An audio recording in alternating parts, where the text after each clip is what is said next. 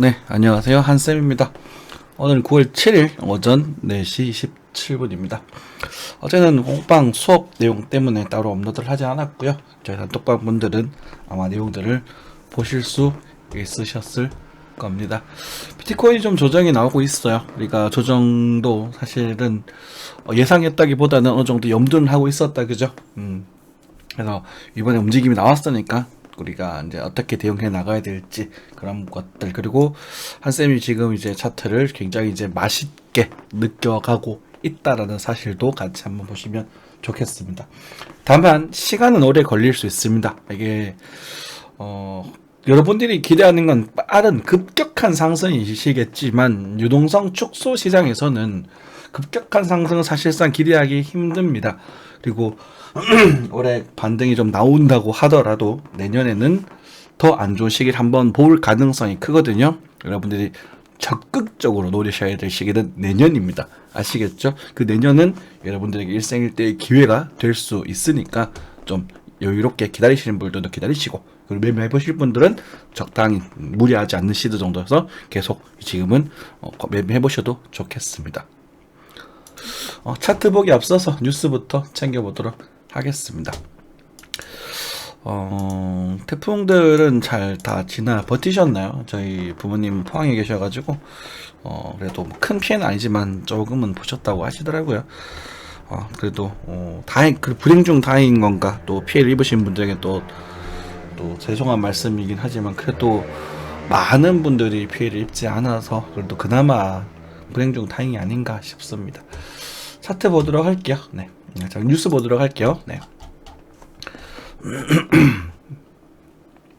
원화 1,400원도 돌파하나, 네, 국비보증 환율 올라가고 있습니다. 오히려 좋다라는 말씀 자꾸 드리겠습니다. 환율이 높아진다라는 것은 지금부터 높아지는 것은 뭐라고 할까요? 이제 다른 이제 어중이 떠중이 들러붙는다고 보시면 될 것 같습니다. 지금부터는 올라가는 건 거품이라고 저는 봐요. 무조건 거품입니다. 제가 1340, 1350 정도의 말씀을 드리고 그때부터 지금 약 2% 정도 더 올라가고 있긴 합니다. 하지만 지금부터 올라가는 건 단언컨대 거품이라고 봅니다. 제가 지난번에 대충 이게 찍어서 말씀드리긴 했는데 좀 조금 더 움직일 수도 있습니다. 왜냐하면 금리 인상이 지금 9월 하순에 있단 말이에요. 큰 게. 그래서 그걸 기점으로 해서 뭔가 돌아갈 거라고 좀 확신을 가지고 있고요. 그리고 이제 한국이 지금 수출이 지금 굉장히 약해지면서 좀 힘든 모습을 좀 걷고 있는 그런 상태입니다. 그래서 좀 못 높아졌다라고 생각하시면 될 것 같고, 너무 걱정하지 않으셔도 될 겁니다. 환율은 지금 걱정하는 게 아니라 과거에 걱정하셔야 되는 거예요. 아시겠죠? 지금은 버티셔야 됩니다. 어쩔 수가 없어요. 그죠? 지금 와서 더 나빠질 거니까 지금 와서 어떻게 해라. 이게 좀 사실 의미가 좀 그렇거든요. 자, 해외 생산이 늘어서 상공수지 적자, 경상수지 적자에 겨우 피해갔다라고 하네요. 자, 세계 인구가 80억에서 100억 명 될 때 한국은 5,200만에서 3,800만 명. 이게 오바거든요. 100억 명. 이게 오바예요. 이거 지금 맛이 간 거예요. 그래서 좀 안타까운 이야기지만 세계 인구는 줄어들어야 된다고 봅니다. 이게 이미 인계점을 넘었어요. 지금 보시면 여러분들 이거는 좀 죄송스럽기도 하고 제가 정말 싸가지 없다고 사이코패스라고 느끼실 줄도 모르겠습니다만 1970년에서 1920년까지 그죠? 불과 한 50년 동안 인구가 2배가 넘게 늘어났습니다. 그러니까 환경 파괴는 장난 아니게 되는 거예요. 중국과 인도가 대표적으로 이류가 되겠죠. 그렇죠. 물론 이때 중국 인구가 확인이 안 돼. 전쟁 때문인가? 그럴 수도 있겠지만 인구는 줄어들어야만 합니다. 이게 세계전쟁이 일어나야 된다라는 시나리오 중에 하나가 되는 거예요. 지금의 반의 반토막은 나야 됩니다. 이때로 돌아가야 된다는 거예요. 60억, 50억 정도를 기준으로 해서 이 넘어가면 지구 인구 무역량 떨어진다고 저는 보고 있습니다. 그래서 이게 인구를 줄이지 않으면 경제적으로는 그렇겠지만 인구는 줄어들어야 살 수 있습니다. 이 참 아이러니한 이야기지, 방법이 없는 이야기라서요. 사실은 이런 말을 좀 여러분들 많이 불편해하시겠지만 인구는 무조건 줄어들어야 됩니다. 자정작용으로서 움직인다면 사실 인구를 가장 빠르게 줄일 수 있는 건 적액전쟁이겠죠. 그죠? 그래서 전쟁 가능성의 시나리오가 이때를 기점으로 좀 생각을 하고 있는 부분이 많습니다. 사실은 그래서 전쟁은 사실 먼 이야기니까 그때 가서 또 보도록 하고요. 나올지 안 나올지 모르겠지만 어쨌든 한국은 지금 급격하게 인구가 줄어들고 있는 상태다. 그래서 경쟁력이 장기적으로 이제 한 30년 제가 고점 말씀드렸잖아요. 그죠? 보시면 나오죠. 이제 한 30년 정도까지는 한국의 경쟁력은 나쁘지 않으나 그 뒤로는 한국의 경쟁력이 떨어질 수밖에 없다. 이게 다 노령화 인구거든요. 떨어질 수밖에 없고, 그리고 뭐라고 할까, 집값 같은 것도 크게 오를 이유가 없어요. 사람이 없는데 어떻게 몰라요. 그죠? 가구 분할이 지금 될 만큼 됐다고 보거든요. 사람이 아니라 가구의 분할도. 그러니까 4인 가구가 보통 예전이었다면 지금은 1인 가구, 2인 가구도 엄청 많죠. 저만 해도 1인 가구고. 그쵸. 저희 식구들만 해도 2인 가구, 1인 가구, 2인 가구거든요. 그러니까 더 이상 가구 분할 일어날 봤자 크게 뭐 의미가 없는 거겠죠. 이거는 그냥 그 글로벌한 그런 관점이다 정도만 생각하시고, 전쟁 가능성에 대한 것은 뭐 너무 추상적이고 너무 좀 약간 허황된 얘기라서 아직까지는, 일단 한쌤은 인구가 줄어들어야 된다라는 입장이다. 그죠? 좀 불편한 이야기지만, 그럼 또 네 가족이 죽으면 좋겠느냐 이렇게 질문하시겠지만 어쩔 수 없어요. 살려면. 전 좀 안타깝지만, 그래서 전쟁이 걱정도 되면서도 그게 나와야 인류가 살아나는데 그 계속 진행이 되지 않을까 싶기도 하고, 아직은 좀 혼란스럽습니다. 그 부분은 볼 필요 없는 것 같고, 예금이자 4%, 지금 예금이자 4% 저축하시는 게 제일 좋습니다. 저축하시고, 뭐 채권도 사실 사지 마시고 그냥 저축하세요. 지금 저축하시는 게 제일 좋습니다. 저축하셔서 돈을 모으세요. 그리고 뭐 얼마나 되는 거야? 3.2%. 그러니까 뭐 2% 3%라도 이게 큰 거예요. 여러분들 이게 작다고 생각하시는데 큰 편이거든요. 저축하셔가지고 내년에 여러분들 좀 흔히 말하는 연끌을 내년에 한번 해보세요. 내년에 기회가 올 거고, 그리고 이번에도 아직은 작은 중규모의 기회는 한 번 더 남아있다고 봅니다. 올해 안에서는. 그렇죠? 하지만 뭐 그거는 크게 기대하기 힘든 상황이라는 말씀도 같이 드렸었고, 한 곳당 5천억 더 써야 할 판, 은행들 발칵 뒤집힌 까닭. 자, 그 저축하는 건 좋아요. 저축하는 건 좋은데 계속 말씀드리지만 이거는 100번이고 1000번이고 말씀드려도 부족함이 없습니다. 저축하는 건 좋지만 부실은행, 그러니까 이금융권에 많은 돈을 넣지 마십시오. 분할해서 넣어두셔야 됩니다. 예금자 보호법이 허용하는 데서 그게 불안하시다면, 지금 그래서 달러로 가고 있잖아요. 그게 불안하시다면 차라리 기금속에 투자하시는 게 좋겠습니다.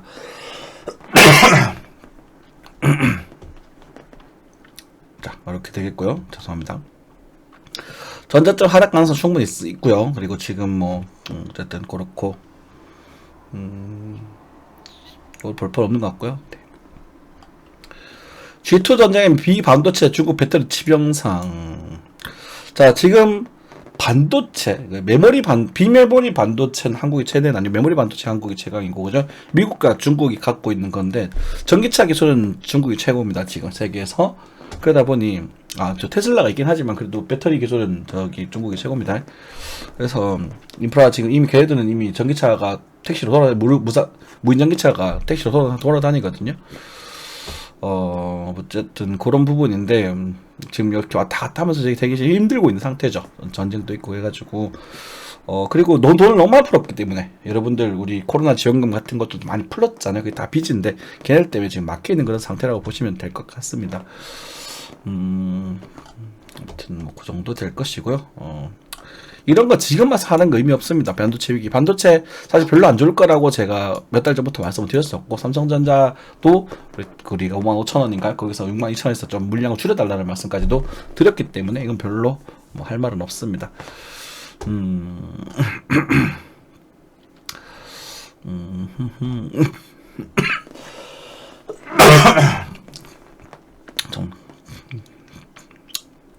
아이고, 좀 더 떨어져야 되겠죠, 그죠?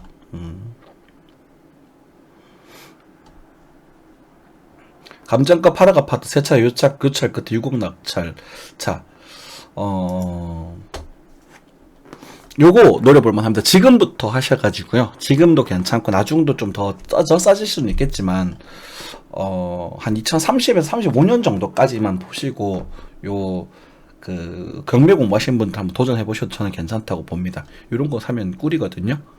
그쵸. 그쵸. 요거 다 인테리어 해서 고쳐가지고 좀 저렴한 가격에 또 내놓아도 이게 차익이 남을 거라고 저는 보고 있어서 한번 도전해보시. 지금 공부하셔가지고 내년에 해보시면 제일 좋고요. 그쵸. 내년에는 아마 규제도 많이 풀릴 거라고 생각을 합니다. 네, 어쨌든 네.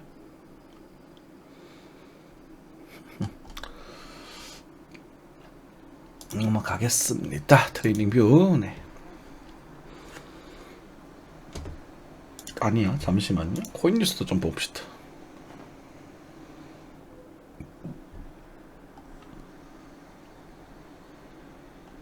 딱히 볼 게 없다, 그죠?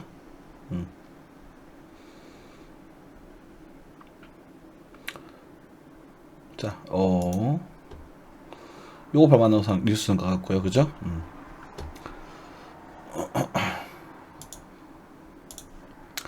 딱히 볼 건 없는 것 같습니다. 네.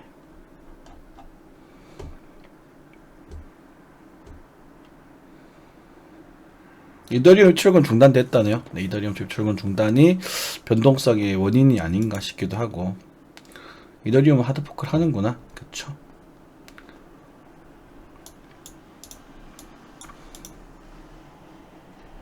자, 뭐 이더리움, 네, 요거는 뭐 그 정도 보면 될 것 같습니다. 환율입니다. 환율은 지금 1380원까지 도달을 해 있는 상태예요. 아직까지는 쿡 꺾일 거라고 보고 있지는 않습니다. 여기도 뭐 요런 순간에 순간성 반등 살짝 나오긴 했지만, 아직까지 한 방에 확 꺾일 거라고 보여지지는 않고요. 확실히 일단은 뭐 아직 뭐 조금 더 9월 한 중순 넘어가야 이 방향성을 조금 결정하지 않을까 싶습니다. 좀 디테일하게 제가 피보나치를 좀 해보도록 할게요. 네, 디테일하게. 오늘 제가 덤도 항상 대충 됐었는데 오늘 꼼꼼하게 한번 해보도록 하겠습니다. 그래서 제가 왜 대략적으로 러프하게 그 가격들을 말씀을 드렸어가지고 항상, 근데 좀 정교하게 이제는 방향성도 어느 정도 이제 결정이 됐기 때문에 1대1의 지역을 넘어섰습니다. 그쵸? 1대1의 지역을 넘어섰기 때문에 일단은 지금 보시면 돼요. 128.6인 상태에서 1387원과 그 다음에 1409원 1410원 볼게요. 그래서 그렇게 보시면 될 것 같습니다. 1410원이 정도까지는 열어두고 계셔라. 갈 것이다가 아니라 갈 가능성을 염두하고 계셔라. 이렇게 해석하시면 되겠고요. 그 가능성 그대로 요거랑 또 아마 딱 맞을 겁니다. 그치? 딱 맞겠죠? 딱 맞을 거야. 그래서 지금 보시면 이렇게 하셔가지고, 네.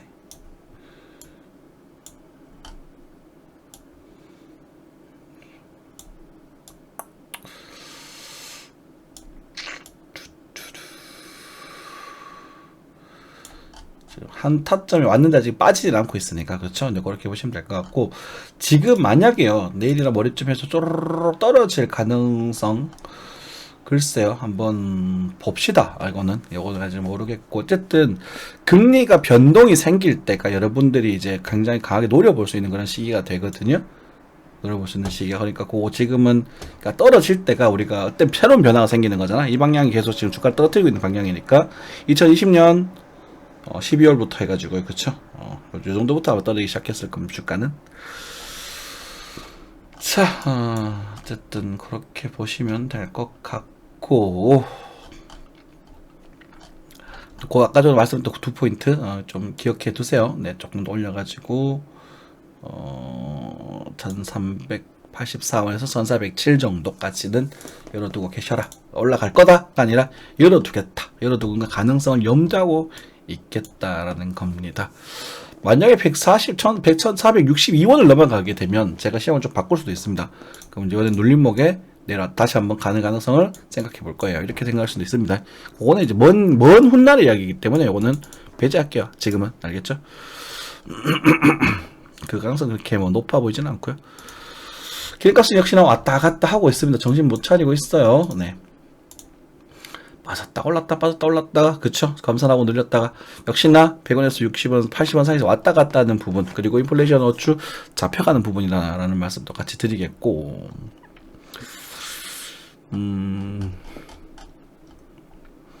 실버 자, 은이 반등을 하다가 다시 또 꽂고 꼬라졌습니다. 그래서 지금 이제 여기서는 두 개가 나왔잖아요. 그쵸? 두 개가 나왔으니까 한 번 정도 더 나오게 되면 여기는 강하게 매수를 노릴 수 있는 포인트가 될 수 있습니다. 다만 여기서부터는 각도가 좀 줄어들어야 의미가 있겠죠. 그죠? 요것도 우리 장투하시는 분들 꾸준히 분할 매수해 보셔도 좋습니다. 귀금속은 분명히 나중에 좋은 시즌이 올 거거든요. 이건 믿어 의심치 않는 부분이라서 시간이 오래 걸릴 수 있습니다. 충분히 이 기간만큼 오래 걸릴 수도 있습니다만 당장 빠른 결과를 바라고 싶으신 분들은 투자하지 마시고요. 그죠? 요런 구간, 요 정도 구간에서 꾸준히 노력해 보시면 나중에 어느 순간 나도 모르게, 그죠? 나도 모르게 빵 하고 튀기 시작할 겁니다. 그죠?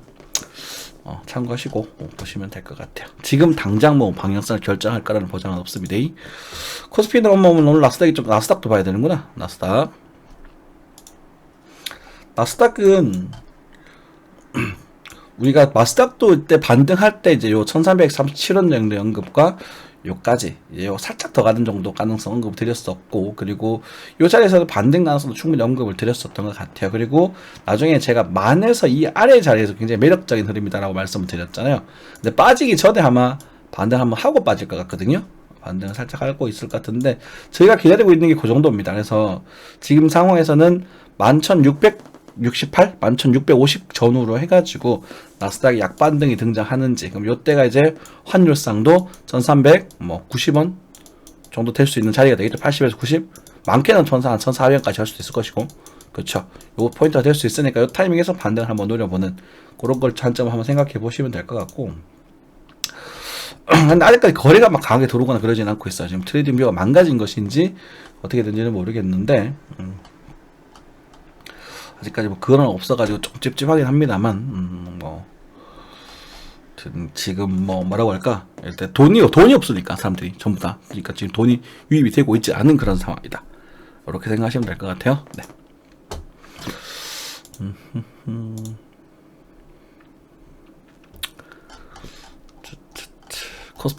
코스피는 코스피도 내일은 좀 빠질 수 있으니까 좀 조심하시고요. 네. 비트코인으로 넘어가겠습니다. 네. 비트코인 하방으로 방향을 결정을 했습니다. 약한 수렴 상태에서 약한 반등이 한번 나오고 가지 않을까라는 기대를 했었는데 요걸로 끝나버렸어요. 요걸로. 그러니까 제가 어제 그 공부방이었나요? 어제 어디서 썼더라 말씀드렸는데 요 반등이 요걸 기존으로 손절을 꼬고 노려봐라라고 말씀을 드리고, 요 반등 목표가가 제가 2,200, 좀 이따 말씀드리겠지만 2,880만원 정도였는데 70만원에서 그거 꼬려져 버렸어요. 그래가지고 단타를 치시는 분들은 아마 손절을 제가 요거 지켜드렸기 때문에 나갔었을 것이고, 그쵸? 그게 아니라 버티시는 분들 있어요. 장투로 가시는 분들은 제가 정찰 정도만 박아보시고 하방 이탈에 대해서도 염두를 좀 해드렸습니다. 그쵸? 그러니까 내가 과하게 하셨던 분들은 여기서 잡고 익절 찬스 있었어요. 이건 별로로 하겠고 마지막에 손절 한 방 나가면서 깨버리는 거죠. 그래서 이런 거에서 손절 꼭 지켜주셔야 됩니다. 왜냐하면 수렴의 끝자락은요, 방향성이 위든 아래든 어디든 크게 나올 수 있기 때문에 그렇습니다. 어제 공부방 수업 들으셨던 분들 기억나시죠? 그렇죠? 수렴의 끝자락 침체에서는 방향이 크게 나오는 이유가 이렇게 되기 때문이다. 그래서 이렇게 크게 나와버립니다. 장대로. 다 터져버리는 거야. 방향성 잘못 잡으면. 그러면 이제는 이 얘네들은 규모는 깨진 겁니다. 그죠? 그러면 지금 생각하셔야 될 것은 단기적으로 아주 짧게는 18,531달러 18,530달러 정도로 보시면 될 것 같아요. 그 자리에서 약한 반등이 등장하는가 라는 부분과 요렇게 했을 때 지금 도달하지 않고 있거든요. 그래서 요 자리에서 크게 이탈되지 않은 상태에서 추석 정도까지 버티고 요런 식으로 올라갈 수 있을 것인가라는 부분, 단기적으로 요 부분이 지금 핵심입니다. 단타적인 측면이에요. 그렇게 보시면 되겠고, 아마 여기서 제가 박반등이 일어나지 않을까, 최소한 요 정도까지는 반등하지 않을까 싶거든요. 뭐냐면 18,500 정도에서는 뭐 살짝 정도, 19,300 정도까지 반등하지 않을까 싶긴 한데 요건 두고 봐야 될 것 같습니다. 어쨌든 뚱붕 떨어지면서 거래가 지금 들어오고 있으니까 그렇게 되는 부분이고, 큰 사이클로 봤을 때는 이 가능성이 점점 약해져 가고 있긴 해요. 여기 뭐 찌지고 뻑하다가 이렇게 갈 것인가라는 부분이 있어서 이게 이렇게 가다가 뭐 저 주전파를 만들고 이렇게 가서 이렇게 죽을 것인가라는 부분이 일단 시나리오가 아직 열려 있습니다. 열려 있는 그런 상태고 깨지는 다운 경우에도 말씀드렸지만 깨지고 나서도 이 시나리오가 열려 있는 그런 상태입니다. 여기보다 거래가 증가되고 있기 때문이에요. 그래서 그런 가능성이 열려 있는 그런 상태긴 한데 어쨌든 이 부분에 대해서는 타점을 좀 잡고 하셔야 되고 여러분들이 그러니까 제가 여러분들에게 권장드리고 싶은 것은 조금 비중으로 지금 사두는 거 괜찮다. 제가 여기서 사라는 말 하지 않지 않습니까? 그죠? 철저하게 손절 지켜달라고 말씀 자꾸 드리고, 이때는 덜어놔달라는 말씀 자꾸 드리는데, 지금부터는 좀 장투적인 관점에서는 천천히 모아가 보셔도 괜찮다. 그죠? 조건이 있습니다. 비트코인은 불안하긴 합니다. 코인은 불안하긴 합니다. 상패라는 게 겁나거든요. 그래서 그 가능성은 좀 조심을 하시면서, 하시는 게 좋겠고, 다만 이 자리를 볼 가능성 12,3,000달러를 볼 가능성도 충분히 염두는 하고 계세요. 그리고 이게 이렇게 올라가지는 않을 거예요. 이것도 단호하게 말씀드리기 이렇게 올라가지는 않을 것이고 아마 기다란 원형바닥 형태의 그림이 그려질 겁니다. 이런 식으로요. 그러니까 2023년 하반기에 대한 게 말씀드렸잖아요. 이때도 뭐 쭉쭉쭉 가는 그림보다는 공공공 하면서 살짝 더 깰 수도 있어요. 그러니까 쭉 원형바닥 형태의 그림이 그려질 겁니다. 큰 그림이 이런 식으로. 그래서 좀 인내심을 가지면서 투자를 하셔야 되는 그런 식입니다. 가격적 저평가이긴 했지만 그렇죠? 우리 다우이런 공부하셨던 분들 왜 그런지 대충 아시죠? 침체기에 매집기에 인내심을 가지셔야 됩니다. 아시겠죠? 네, 그런 상태다. 단기적인 타점들 언급을 드렸고 반등 먹고 도망가고 반등 먹고 도망가고 이렇게 하면 되겠죠? 자, 1시간 차트로 또 돌아와야죠. 자, 제가 달러를 기준으로 요 정도에서 말씀드리긴 했는데 여기서 이게 70을 못 찍고 빠져버렸거든요. 이게 70을 못 찍고 80을 참 2780을 못 찍고 71에서 69에서 지금 빠져버렸는데 죄송스럽죠. 근데 여기서도 분명히 요 구간에서도 익절 로스에 대한 얘기를 몇 번 드렸기 때문에 아마 계좌에서 큰 소실 안 나시는 게 정설입니다. 마지막 요 정도 났을 수 있겠죠. 그렇죠. 요 정도면 막 1.5%? 그렇죠. 요때도 한번 단타에 대한 얘기 한번 드렸기 때문에 이것도 2% 충분히 되는 부분이거든. 힘들죠. 그래서 이 작은 변동성을 먹으려고 지금 달려들고 있는 사정이고 사실 재미없죠. 힘들고. 그래서 저희 유튜브 시청률도 안 나오고 있고 그리고 뭐 제가 예전에 이더리움 클래식 뭐 본다고 할 때 제가 이런 거 검색을 해봤거든요. 이더리움 클래식 있잖아요. 네오 이런 거 봐봐요. 이런 검색을 해보면 여기 와 엄청 이런 게 많아요. 어제 전망 이런 진짜 시청이 진짜 많이 나오더라고요. 봐봐. 사실 다만 한번 말했던 거 난리치죠. 몇 개 더 있던데. 옆년 10배? 아이고 씨발. 제가 검색해봤는데 이렇게 나오더라고. 아무튼 그래서 우리가 뭐라고 할까 이거 참 런닝에서 잠깐 있었지. 네.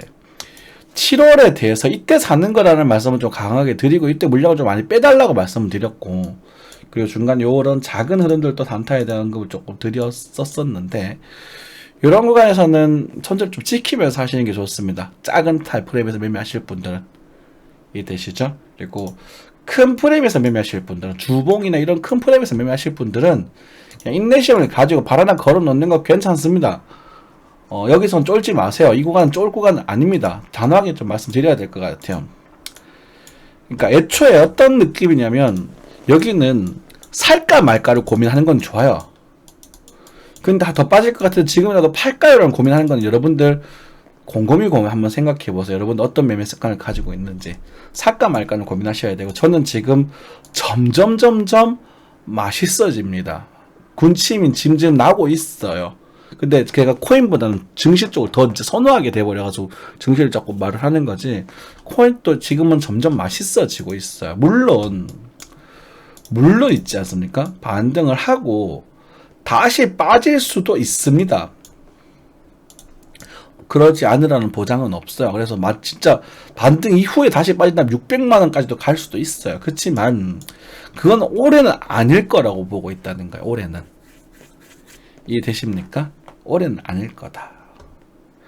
그래서 올해는 제가 계속 말씀드린 올해는 4천만 원, 3,800, 4천만 원 근처에서 그리고 2천만 원 사이에서 움직일 가능성이 크다라는 말씀을 드려왔거든요. 올해 하반기에는.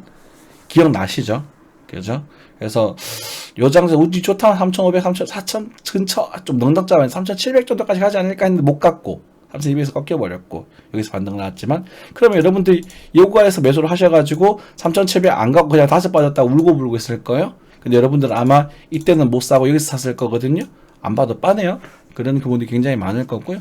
여기서 사신 분들이 굉장히 많더라고요. 그러면 지금은 매력적이에요. 나쁘지 않아요. 물론 이런 식으로 요 단기적으로 이렇게 나오면 다시 빠져야 돼요. 그러니까 그러니까 반등이 한 번 더 빠진다는 관점을 가지고 있다고 해서 말씀드리잖아요. 그죠?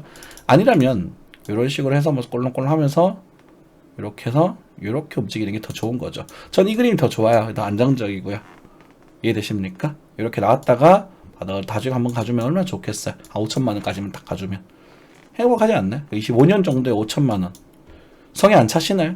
도둑놈 새끼. 죄송합니다. 성에 이 정도는 되면 성에 차야지. 이거 엄청난 수익인데.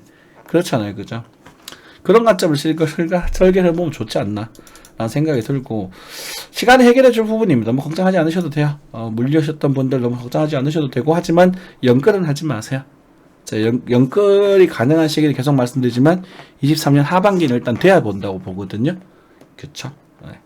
연끌 하지 마시고 투자 지금은 조금씩 들어가 보셔도 괜찮다.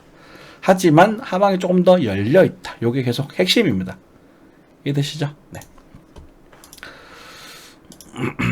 제가 좀 보고 있는 종목이 좀 조금 제가 이오스는 이제 재미없어서 이제 안 보고요.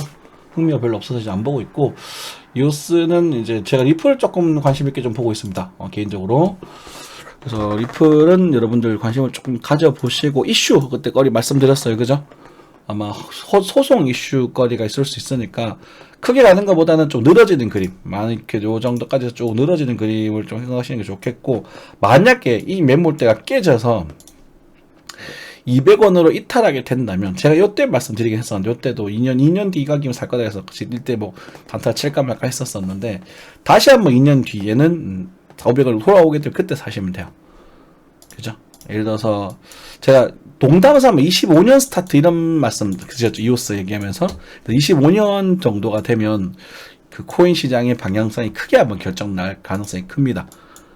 제가 보기에는 그래 차트적으로도 그렇고 주기적으로도 그렇고 보시면 이렇게 잘라지잖아요. 그죠? 그래서 증시는 23년에 자다가 좀 찍고 제가 갖고 있는 시나리오 중에 하나가 찍고 이런 식으로 하다가 25년 중에 한번 터져주는 가능성 요걸 좀 생각을 하고 있거든요. 갈지 안 갈지 모르지만 그렇게 가능성 생각하고 뭐 중타 치고 다시 한번 가서 2010년도까지 달려가주는 그런 가능성 기대를 하고 있어요. 그러니까 여러분들 일단은 내년 하반기는 좀 강하게 매수할 수도 있다라는 생각을 좀 하고 가시고 장투적으로 접근하시면 좋을 것 같고요. 리플은 지금 무리하실 필요는 없습니다. 제가 리플 이거 사실 좀 시황을 내긴 냈는데 기분이 또 똑 부러져서 기분이 좀 나쁘죠. 제가 이걸 팔았어야 되는데 아깝다. 그렇죠. 지금 손절가에 손절가가 여기였는데 어떻게 될지 좀 두고 보겠습니다. 오늘 연말 정도까지는 두고 보려고요. 리플도 저도 한번 그 정도 두고 볼 생각이고 많이 먹었기 때문에 이 상승 시장 때 많이 먹었기 때문에 이거는 좀 약간은 이제 물려 있는 그런 스타일로 한번 가보려고 합니다. 네. 제 평단 게 지금 464원이에요. 464원. 네. 물리는 상태입니다. 참고하시고요. 자, 이더리움이 뭐지? 이더리움도 참 이제는 또 조정세를 좀 치고 있는 그런 모습이고.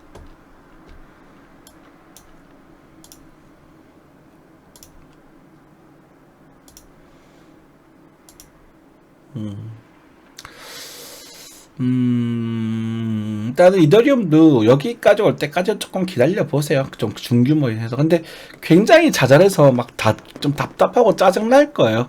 영상도 볼 게 없고 본다고 해봤자 내일 변할 것도 없고 별로. 그쵸? 갑자기 수렴 그냥 진짜 재미없는 시장 하다가 뚝 떨어지고 갑자기 그냥 재밌게 하다가 뚝 올라가고 이런 시장이란 말입니다. 그래서 무리하시면 안 됩니다. 적당히 그냥 정찰병 예를 들어서 1,000만원 자산 있으시면 한 1, 200만원 정도 물려 있으셔도 괜찮습니다. 저 한쌤 500만원어치 물려 있어요. 물린 건 수익금이겠죠. 어쨌든 들어가 있어요. 그러니까 괜찮습니다. 걱정하지 마세요. 그 정도는 괜찮습니다. 근데 내 전재산에 500만원이 500만원 물려 있으시면 안 돼요. 그죠? 이런 시기일 때 그렇게 하는 거예요. 원래. 저처럼 해보세요. 나중에 어떻게 되는지 수익이 날 거예요. 분명. 근데 연끌에서 갖다 두시면 못 버팁니다. 여러분들 10년 이상 버틸 수 있는 자금만 넣으세요. 지금 넣는 거는 10년 이상 버틸 수 있다 하시는 것만 넣으시면 됩니다. 10년 뒤에 보는 거냐? 또 이런 반문하면 또 할 말이 없는데 힘 빠지는데 10년 그만큼 여유 자금만 넣으셔야 된다는 말씀이고, 그리고 코인 같은 경우는 상장 폐지를 굉장히 조심하셔야 됩니다. 상패 안 될 친구들만 하세요. 상패 안 될 친구들만. 아시겠죠? 이웃은 한동안 제가 재미없을 거라는 말씀 좀 드리고 있고, 오늘은요 그러고 나오고 또 BTC 차트 좀 구경해 보겠습니다. 왜냐면 조금 봐야 될 것 같아요. BTC 차트 좀 보고 코인 마켓캡 가서 비트코인의 도미넌스도 좀 보고,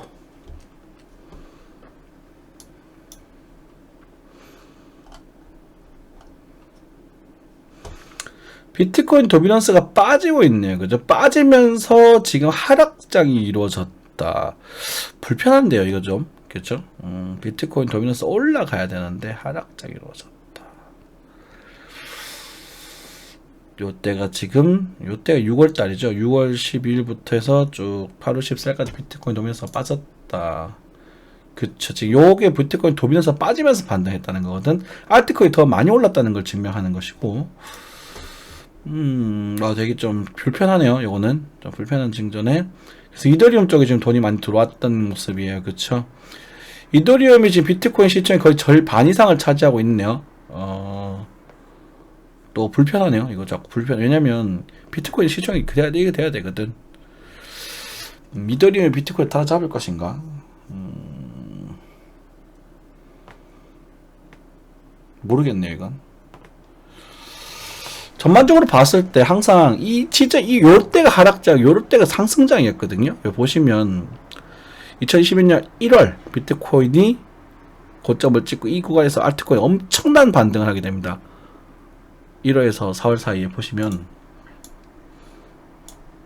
이 구간에서 요 구간이죠. 제가 그래서 이때 뭐라고 했냐면 비트에서 알트 돈이 들어간 것 같다 이런 말씀 많이 드렸었잖아요. 그죠? 비트가 이만큼 올랐죠. 알트는 엄청나게 많이 오르게 됩니다. 보시면 도미넌스 빠지고 있죠. 1월에서 4, 5월 정도까지. 4월, 5월 요까지네요. 그쵸? 요까지. 그래서 이게 비트로 여기서 알트 펌핑한 구간 요 구간이거든. 제가 그 말 했던 기억나죠? 예전에 들으셨던 분들. 도미넌스를 좀 보신 줄 아시면 좋은데, 근데 차트만 봐도 저는 도미넌스 대충 보여가지고 제가 그걸 안 하고 있었는데, 자, 비트코인 도미넌스 가장 낮았던 시절이 32%. 요때가 아마 바로 2018년 1월 고점이었습니다. 근데 지금 고점이 아니거든요. 그쵸?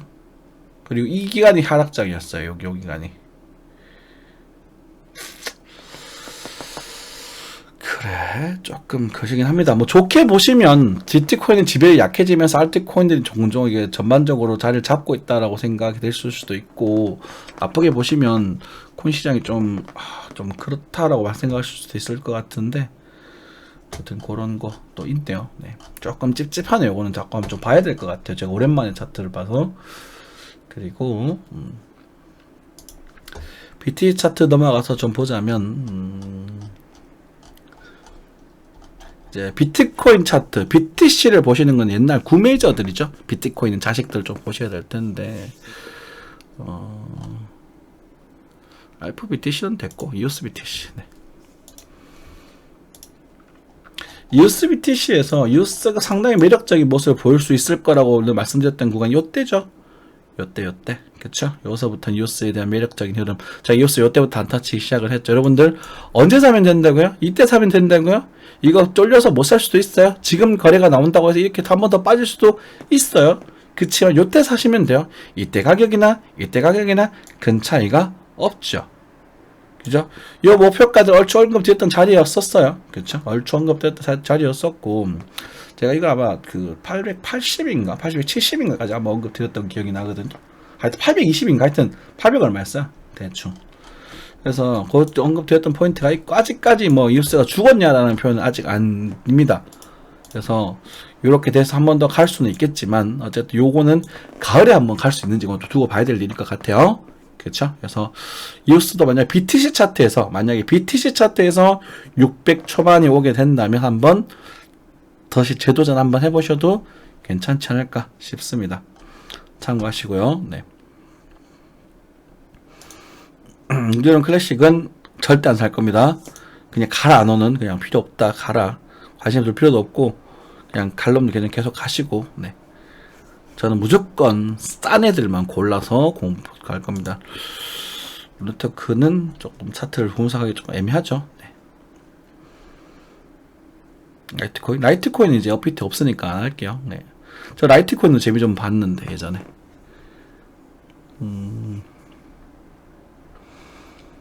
스텔라 루멘?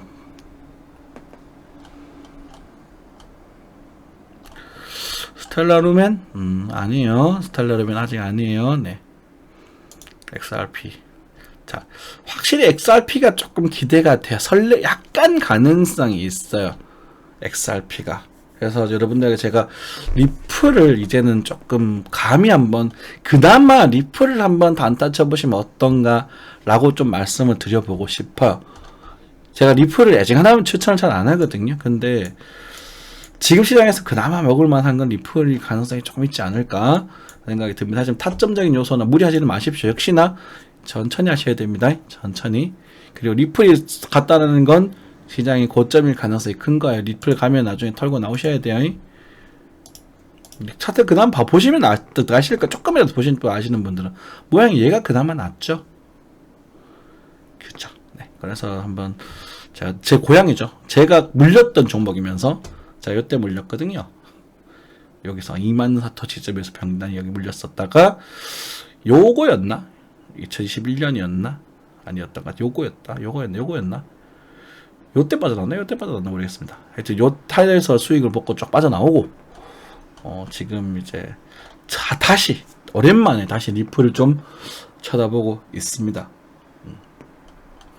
그래서 얘는 이제 장투적인 측면보다는 이슈적인 측면에서 한 번 정도 쏴서 많이 가면 2,000 정도까지는 가능성 갈 수 있지 않을까라는 생각이 좀 들고, 손절가는 뭐 여기 잡으면 될 것 같은데 손절이 이만큼 길어버려가지고 의미는 없는 것 같고요. 그리고 간다라는 건 이제 비트가 떨어지면서 갈 수도 있는 거고 리플이 뭐 올 수도 있는 거고 두고 봐야 될 일이죠. 네.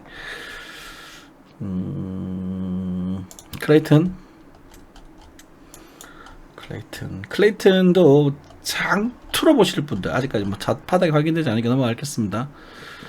어쨌든 근데 클레이튼 예전에 막 좋다 난리쳤던 분들 많으셨는데 이거 한 25년 이상 보실 수 있는 분들은 지금 가격 대비는 나쁘지 않지 않나라는 생각이 좀 들어요. 왜냐면 클레이튼이 일을 하고 있는 걸로 알고 있거든요. 얘네들이 프로젝트 진행하고 있는 걸로 알고 있어서 그래서 좀 그래도 좀 낫지 않나 이런 생각이 좀 듭니다. 자, 뭐 여러 가지 이야기를 좀 드려봤어요. 여러분들. 뭐 지금 또 빠지니까 또 힘드실 거고 기분 나쁘실 겁니다. 기분 나쁠 수밖에 없죠. 자꾸 돈이 녹아 나가는데 기분 좋은 사람 어디 있겠습니까? 하지만 분명 말씀드리지만 가격이 싸져야 매집이 들어와요. 당연한 거잖아요. 그렇죠?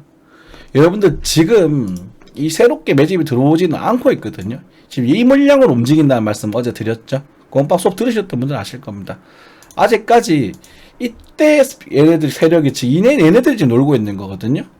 이미 한번 해먹고 여기서 시원하게 한번 해드셨잖아. 이 구간에서 이때 이미 여러분들에게 물량을 많이 떠넘겼어요. 그래서 제가 위험하다는 말씀 계속 드렸었고, 이때도 여기서 벌었던 거 다 합쳐서 30% 이내로만 하시라고 이 반등조차도 제가 그렇게 말씀드렸었어요. 그럼에도 불구하고 여기서 참 물려가지고 고생하고 있는 사람들 보면 진짜 이제는 좀 화가 짜증이 나요. 짜증이 좀 많이 나요. 왜냐면 왜 그래? 죄송합니다. 네. 자, 할게요. 사람 심리라는 건 당연히 그럴 겁니다.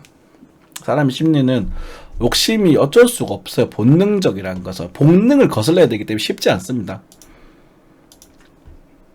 여러분들, 네. 여담을 좀 하자면, 제가 술도 끊고, 담배도 끊고, 커피도 이제 거의 끊어가요. 지금 남아있는, 못 끊고 있는 게 커피를 끊다 보니, 다른 카페에 대해서 콜라를 못 끊고 있는데, 지금 탄수화물은 죽어도 못 끊겠더라고요. 끊어야죠. 근데, 그런 뭐, 중독성 그런 심한 것들? 그 본능의 삶 있지 않습니까? 먹고, 자고, 싸고, 뭐 하는 그런 것들, 그냥 기본적인 본능의 삶을 제외하고, 의식주를 제외하고, 그러니까 탐욕의 삶을 사는 사람들을 굉장히 절제할 수 있는 그런 능력이 좀 필요해요. 그거를 컨트롤 하려면 참다서는 답도 없고요. 평생 스트레스 받을 거니까 그냥 아무 생각 없이 그냥 차트만 보시면 돼요. 단순하게 생각하시면 돼요. 아주 어린아이처럼 비싸요 싸요 라고 물어보시면 돼요. 이해되시죠? 그리고 아무튼 그렇게 되는 건데, 무슨 얘기를 하려고 이때까지 왔냐? 그래서 이런 곳에서 뭐 하여튼 물려있으면 되게 힘들어져요. 이게 이미 갈 만큼 같이 가버렸고, 여기서 막 적극적으로 막 달려들거든요. 사고 싶어가지고 난리를 치거든요. 근데 여기서 막 사고 싶어 하는 사람이 많지는 않은 것 같아요. 물론 사실 뭐 참 잠깐 매집 이야기하다가 여기까지 왔구나. 여기서 매집했던 이야기들 여기서 물량을 더 넘기고 분산장이 되면서 여러분들 물량을 떠넘기고 30% 이하로만 해달라고 여기서 말씀드렸는데 결과적으로 돌아 내려오잖아요. 맞죠? 여기서 탈출해야 된다고 그렇게 말씀드렸는데 이거에서도 그쵸? 많이 가면 6,200만원까지도 갈 수 있을 겁니다. 그렇다고 하더라도 5,700만원에서 물량을 좀 많이 줄여주세요 라고 말씀했음에도 불구하고 6,200만원만 기다리고 있는 사람들 많아요. 이게 문제인 거거든. 그러니까 차트의 예측은 목표가라 이런 예측 있잖아요. 이게 지금 매수해서 목표가 여기입니다라고 했었을 때 여기서 산 사람들에게만 해당되는 이야기거든요.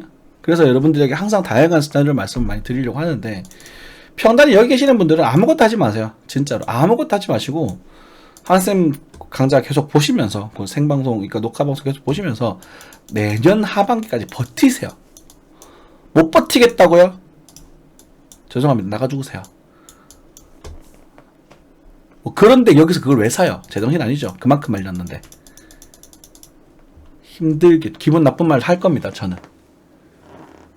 왜요? 저는 매매에서 돈을 계속 벌고 있는 사람이거든요. 많이는 못 벌더라도. 그죠? 근데 이 자리에서는 다소 물려 계셔도 괜찮아요. 풀베팅 하지 마세요. 제가 다소 물린다고 말씀드리지 풀베팅이라고 말씀드리진 않았거든. 다소 물려 계셔도 괜찮아요.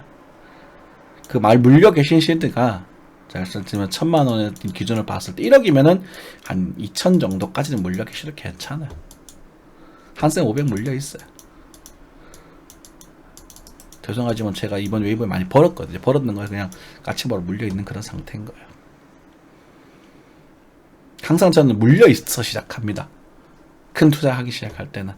그리고 올해에 만약 2,000만원을 깰지도 모른다는 그런 흐름이 나오게 되면 한 번 정도는 꼭 매도할 생각 하시고 매수하는 건 괜찮습니다.